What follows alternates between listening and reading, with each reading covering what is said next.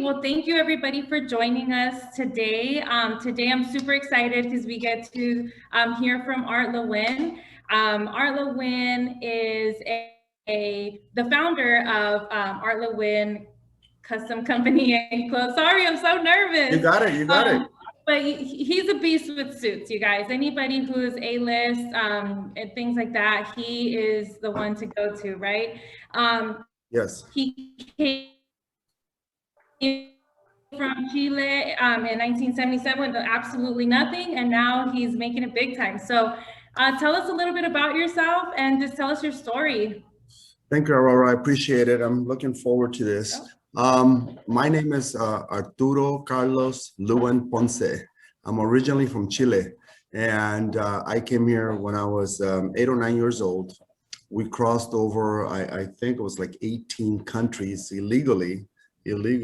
And then when we finally made it here, my dad says, okay, we're here. And I didn't know we were here because, first of all, I didn't know English, but since we ended up in San Diego, crossing the freeway illegally, it still said San Diego, Los Angeles, San Pedro, right? It said all this in Spanish. So I didn't believe my dad that we were in the United States. But, you know, as we started driving into LA, we ended up in a little, what do you call it, studio apartment in Van Nuys. And that's kind of where my life started. And I didn't know that I was here until I had all these kids. I was a kid too, but I had all these kids knocking on the door and say, trick or treat. You know, to me, that's what it sounded like, right? So it was Halloween. So I remember that. I remember that it was Halloween time because of this, you know, the kids knocking on the door and asking trick or treat. So I didn't know what that meant, you know, since I was fresh, you know, fresh off the boat, I guess. But in Van Nuys, I grew up on the wrong side of the tracks. And when I went to high school, I was going to high school with these very, very rich kids in Encino, from Encino. So I got to experience, I think that's what kind of drove me, because I knew I was on the wrong side of the tracks and these kids were driving Porsches, BMWs, Mercedes, and getting dropped off. So I got to experience a little bit of what those kids were living like, and I wanted that life. So as I got older, as I graduated high school, I didn't know what I was going to do. I knew I was going to go to school. As a matter of fact, I tried it. I dropped out. I didn't like school at all.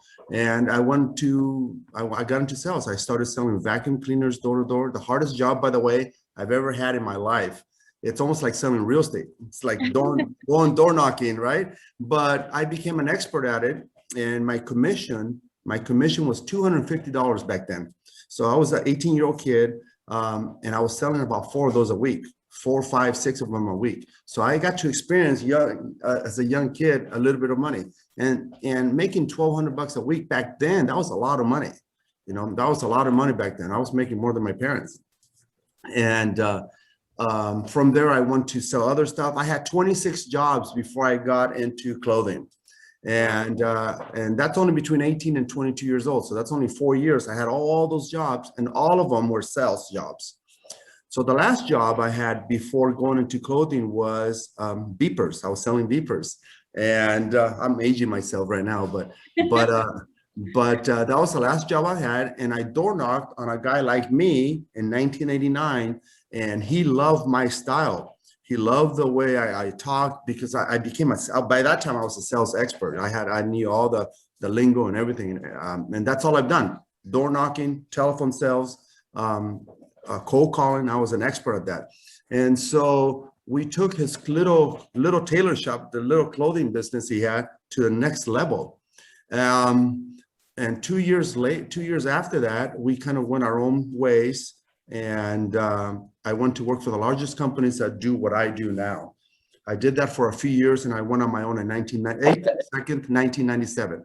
Oops, did I lose you? No, I'm still here. You're good. I don't see you. I hear a dog. Yeah, we're still here. Okay. Oh, there you are. There you are. Okay. I see you now. So I got into clothing. And when I went on my own, I had just purchased a new house. I just had a baby. So I had no choice but to make it. And so I got in this really disciplined work schedule, and I had to make 150 phone calls a day, make 4 to 6 appointments a day. And that was about 36,000 calls a year. So 35,500 people told me no, right? And out of the 500 people that said, yes, come and show me your clothing, that's how I was able to grow my business so fast. So I did that every year for many, many years. And until I started growing, I recruited more people doing what I do, and that's how I got in. So fast forward to now, today we're the #1 custom clothier in the country. I have 6 locations throughout Southern California and 1 in Arizona, in Scottsdale, and we dress who's who. If you look behind me on my wall there, there's all sorts of movie stars. If I could show you, this is my office. That's all sorts of stuff all over the place. So, so we're very proud of that. But it's taken me a long time. A long time ago, one of my clients, I think I lost you again, Aurora. I don't see you. I don't see your pretty face. I don't see your pretty face on the big screen though. It's blank. But I can still hear you. I'm here. There you go. There you go. Okay. So, a long time ago, I think I was 25, 26. One of my clients says to me, "Oh, you're going to be rich at selling clothing, but you're not going to be wealthy." And I didn't know what that meant, right? I thought back then rich and wealthy was the same thing, but it's not. So he says, you need to invest in real estate. So ever since, gosh, my late 20s, I've been investing in real estate. So that's, so I have lots of rentals, and that's kind of what's helped me build my brand. I enjoy clothing, but I also enjoy investing in real estate. And one of the sales jobs I never did was sell real estate. I think I would have been really good at it, but too late now. But it's never too late. I should never say it's too late. I do invest in real estate, so that's part of selling real estate, I guess. Yeah. So that's kind of my story. Nice. Well, every time I hear stories like this of people who came with nothing, it's so inspiring to me because myself, I was born here. I'm second generation here, but not all, like my parents didn't really have, they didn't take advantage of what was here, or maybe at the moment what they could do, right? Right. Did you ever have like people in your life who told you like, you're doing the wrong thing, get a real job, get a 9-to-5, that kind of thing? Right.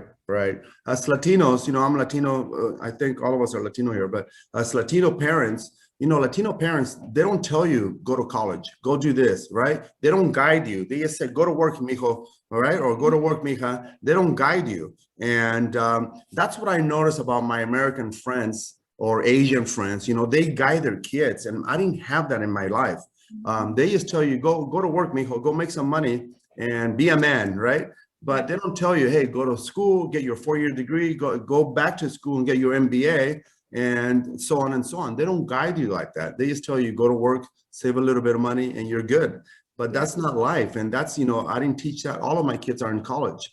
So I want them to have their own life. And I know my kids are going to be successful just because of the way I push them and the way they see their poppy. They call me Poppy. So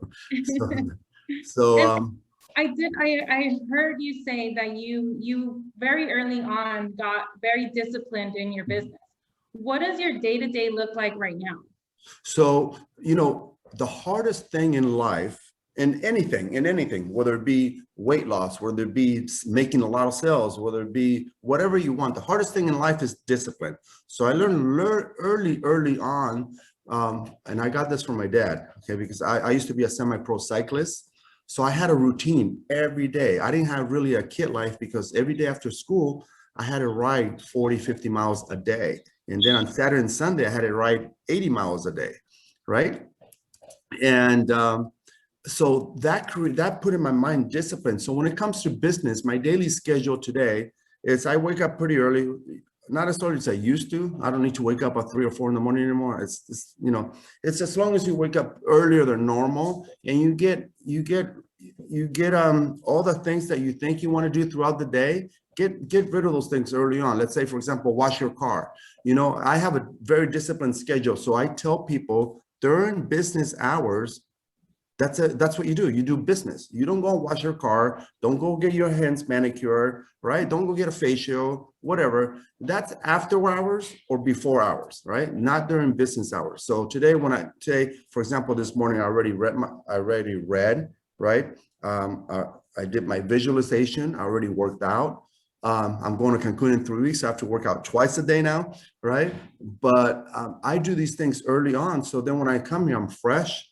And I don't have to think about those things. All I think about is my business. So every day now, I do those things prior to coming into work, includes working out.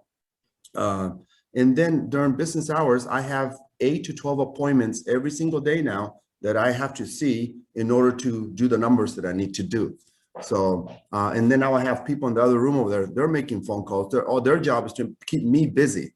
So they do what I used to do, all those phone calls and all the follow-ups. Remember, a lot of sales are done on the follow-up, not on the first time. Yes, yes.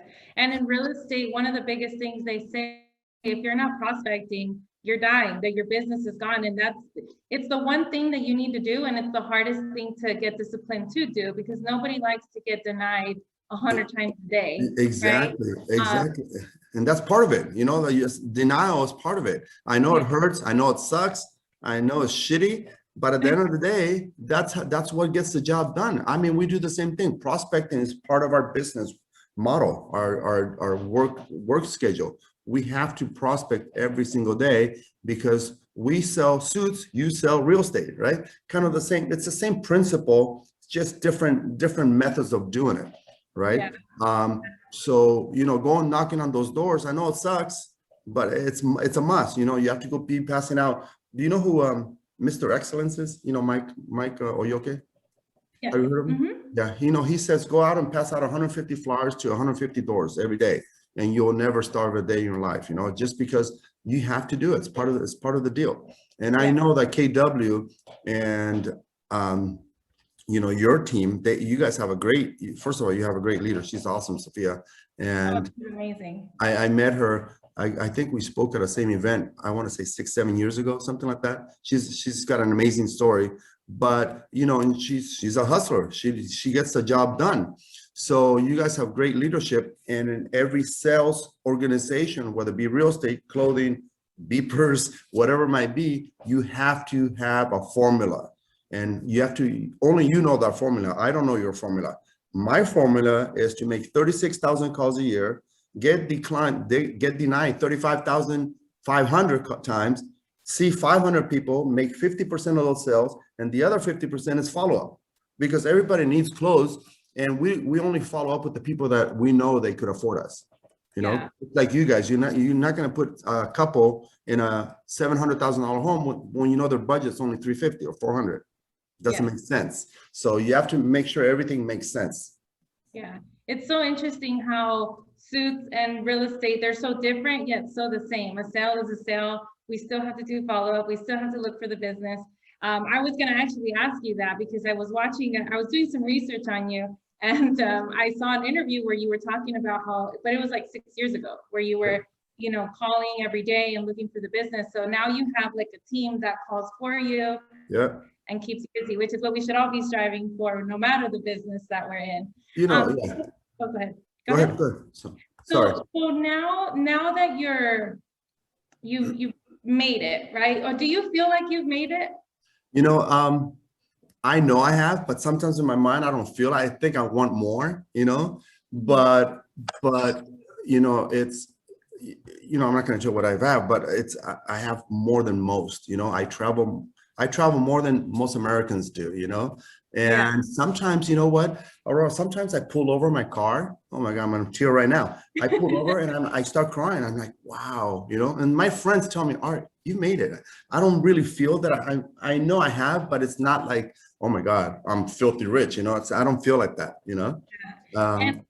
And I'm assuming that your business is still doing very well because you don't live as if you made it. So you keep hustling, you keep doing the things that you need to do every day. That's a great question. And yeah, I know a lot of real estate agents, a lot of them, because I work with a lot of them. They, you know, they make money, but by the time the next check comes, it's gone, and they're borrowing from their neighbors or their friends or their family because they're counting on the next deal. So make sure whatever you sell, this is what I've always done. I've been a really good saver. Save minimum 10% of your deal. So in escrow, if you're getting, let's say, $8,000 out of it, put $1,000 away, and then you work on your 7,000. Don't plan on that entire commission, because you need that money for a rainy day or whatever it is. So become a really good saver. So save, 10, 15, 20% or whatever you can out of your every single paycheck. If you get into that discipline and you work with the after savings part, you're gonna have a lot of money in 5 years, 3 years. You'll have a lot of money, and it adds up quick. Yeah. So Art, we've talked a lot about your successes and how great everything's going. Can you tell us about a time where things were not going well and you felt like going in the south? Last year. Yeah. COVID messed everything up for a lot of people, right? Yeah. But you know what? Even last year, it was a tough year, but I was already prepared for it. So, but what was tough was, you're probably too young to know, but the recession in 07, 08, okay? A lot of my friends, a lot of real estate people lost everything, right? Some people got out of real estate because they couldn't. So that was a really tough year. For me, it was 2008. And I think that recession, it hit the real estate market hard in 2007, but it hit me in 2008. I had to recreate myself. I'll just going to throw you some numbers. When you're making $150,000, $200,000 a month, and your salary or your income comes down to $30,000 a month, right? I mean, $30,000 a month sounds a lot, but my expenses are $30,000 a month, right? So I was making zero. It's rough, it's tough. So this time last year, when it happened again last year with the pandemic, I was ready for it. It's not that I was ready for it, but I was, I said, you know what, this is kind of nice. I took off for a few months. I've been working since I was 12 years old. It was kind of nice. Then I got bored, and just finally early this year, we started booming again. So yeah, be ready, have a nest egg. So yeah. Have you ever felt like maybe this wasn't for you? Like when you started doing suits, right? But not everything always goes well. And sometimes you question yourself. Have you ever questioned yourself? Have you ever gone through that stage? Because a lot of people on the call, a lot of us are either starting real estate, trying to make it work, we're, just barely getting it going. And I feel like a lot of us sometimes do question, like, am I supposed to be doing this? Because I could totally go apply, get a job, and do very well there and have a consistent paycheck. But I also know I can kill it here. I just don't feel like I can right now. So that's another great question, Aurora. I call it the U curve. Okay, so think of a U, right? When you start anything, you're like, yeah, I'm gonna kill it. I'm gonna crush it. I'm gonna make so much money. And then a month, 2 months later, you're like, shh. Oops, excuse me. I was going to say shit, but I said, shit, I haven't made a penny, right? Or I haven't done this. I haven't done this. I'm not seeing the money. These people are talking mean about me, whatever it is, right? So then your enthusiasm level from the U, right? Here's the U, right? Your enthusiasm starts going down, down, down. And then 6 months into real estate, right? You're at the bottom of the U. And at the bottom of the U is where most people, they quit, right? They quit. But you have to remember, it's got a U, right? So it has to come back.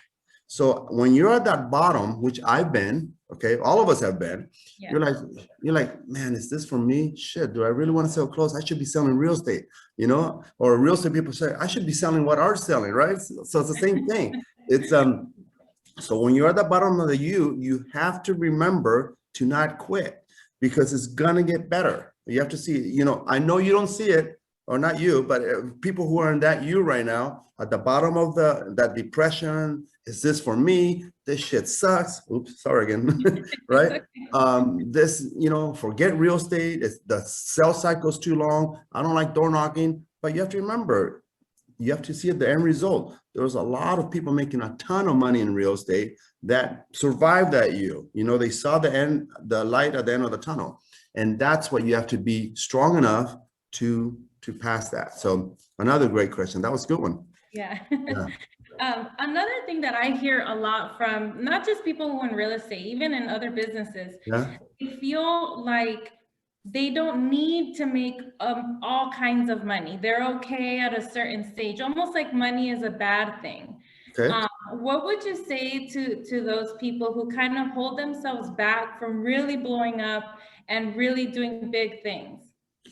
Go back and work at McDonald's. You know, if this is not for you, why you get into real estate? Most people that get into real estate or something lucrative is because of the money, right? It's because they want a better life, not only for them, but maybe for their family or for their kids. So don't be selfish. Work your ass off and make some money and share it with the family. You know, that's, you know, in my situation with the money, I've been able to help almost my entire family.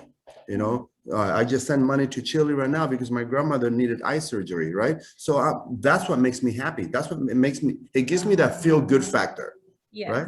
It's not, the money's not all for me, you know. With the money, I first of all, I employ all these people, right?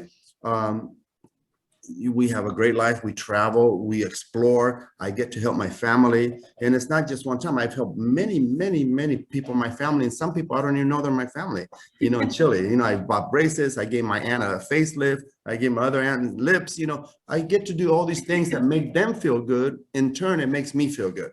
Yeah, You know? you get to bless other people with Yeah. your work. And I think that's a misconception that I've heard a lot from people where they say, oh, the money, it's not about the money, or the money's not my driver. And I'm like, yeah, but you could do some really, really cool things with money. Yeah. You can help a lot of people. If you don't like to buy nice things, great, but you can help charities, you can help family, you can do so many things. So that it shouldn't be a reason to not, you know, burst and just become something really big.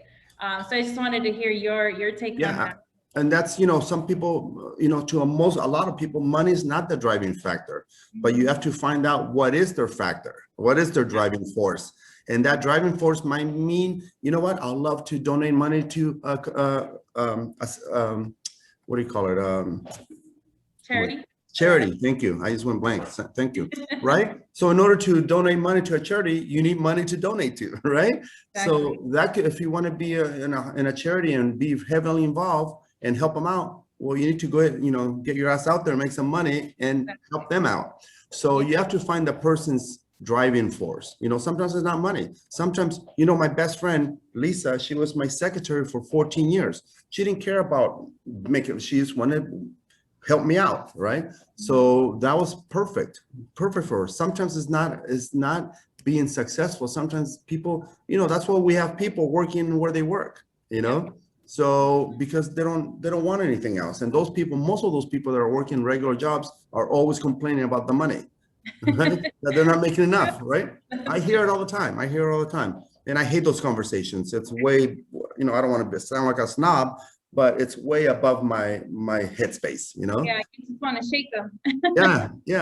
Yeah. So this is actually a great segue into what is your why? What drives you? What wakes you up every day? I know for you, I mean, you have a bunch of employees and things like that, so you can't stop, right? What is your big why? So, you know, as we were talking about money used to be my big why, right? I want to make all the money, right? All this money and do this. But today my why, and it's my ego, right? I have an ego. I want to be the best at what I do in my business, in my industry. And that's what we aim for. That's my why.